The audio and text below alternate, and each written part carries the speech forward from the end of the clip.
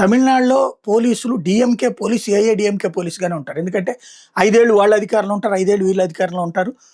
ఈ పోలీసులు కూడా అట్లాగా వాళ్ళకి లాయల్టీ చూపించేయడం బిగించేసేశారు. ఎందుకంటే 4, 5 దశాబ్దాల నుంచి అలాగే నడుస్తుంది. దాంతో డీఎంకే అధికారంలోకి వచ్చినప్పుడు ఏఐడీఎంకే పోలీసు అధికారులందరూ సైడ్ పాత్రలకి వెళ్ళిపోతారు. ఏది ప్రాధాన్యం లేని పోస్టులకి వెళ్ళిపోతారు. అదే ఏఐడీఎంకే అధికారంలో ఉన్నప్పుడు డీఎంకే వాళ్ళు అంతే. ఇప్పుడు ఈ ఇద్దరూ కూడా విజయ్ కోసం పరుగులు పెడుతున్నారు. విజయ్ గెలవడం ఖాయమన్న దగ్గర నుంచి పోలీసు శాఖ ఇప్పుడు అర్జెంటుగా విజయ్కి సంబంధించిన ఇంటి దగ్గర, అలాగే ఆయనకు సంబంధించిన ఫామ్ హౌస్ దగ్గర పూర్తి స్థాయి భద్రత పెంచారు. ఇప్పుడు డిఎంకేలో అయితే ఎవరిని గెలవాలి, ఏఐడిఎంకేలో అయితే ఎవరిని గెలవాలి, వాళ్ళకి మెయిన్ పోస్టింగ్ల కోసం అన్నది ఎంతవరకు చూసుకున్నారు. ఇప్పుడు త్రిషాన్ని గెలుస్తారా, లేకపోతే వాళ్ళ నాన్న గెలుస్తారా? ఇప్పుడు ఇక ఆ రాజకీయం బిగినవుతుంది అక్కడ.